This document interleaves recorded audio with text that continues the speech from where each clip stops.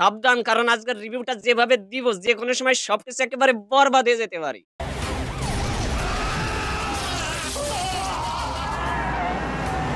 আমি পুরা দুনিয়া বরবাদ করে দিতে পারি। ভাই রে ভাই, পুরাই মনে করেন আগুন। আমি এবার নিশ্চিত ভাই এই ঈদে বরবাদ সত্যি বরবাদ করে দিবি।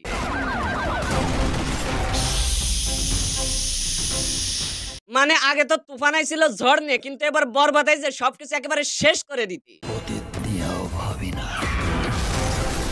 শাকিব খানের লুক আর ভায়োলেশন দেখলে মনে হইতাছে এটা যেন কোনো তামিল সিনেমা দেখতেছি। মানে ওয়াও, জাস্ট একেবারে ওয়াও। ধরে না পারলে আমি পুরা দুনিয়া বরবাদ করে দিতে পারি। টিজার দেখাই প্রমাণ দিলেন ওয়ানলি ওয়ান নাম্বার ওয়ান আমি সেই শাকিব খান। ধরে না পারলে আমি পুরা দুনিয়া বরবাদ করে দিতে পারি। মানে টিজার দেখে চোখ সরানোর মতো না, তাহলে একবার ভাবুন পুরো সিনেমাটা কেমন হতে পারে। আর এই সিনেমার অভিনেত্রীর চরিত্রে থাকতেছে সেই প্রিয়তমার ইদিকা পাল। তবে দুজনের চরিত্র যে সুন্দরভাবে ফুটিয়ে তুলেছে তাই এই টিজার দেখলে বোঝা যাচ্ছে।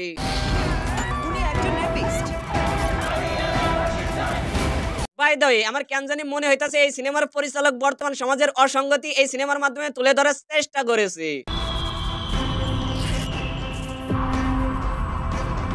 আর ওভার বাংলার জনপ্রিয় অভিনেতা যিশু সেনগুপ্ত যেহেতু রয়েছে, তার মানে ভাই এই সিনেমাটা মনে করেন পুরা একেবারে ফাটিয়ে দিবি।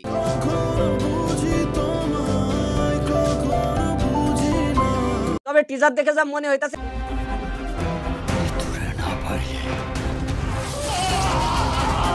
আপনার ছেলে একটা জানোয়ার। ইদিকা পালকে হয়তো কেউ হিংস্রভাবে মেরে ফেলবে, যার কারণে শাকিব খান ভয়ঙ্কর রূপে ফিরে আসবে। ধরে না পারলে আপনার ছেলে একটা জানোয়ার। এখন কি হবে সেটা কেবল একটা সময়ের অপেক্ষা আর একটা টুইজ মাত্র। কখনো বুঝি তোমায় কখনো বুঝি না। তবে ভাই সিনেমাটা কিন্তু খুবই ইন্টারেস্ট হতে যাচ্ছে। সো এই ঈদে কে কে এই সিনেমাটা দেখতে যাবেন অবশ্যই কমেন্ট করে জানাবেন।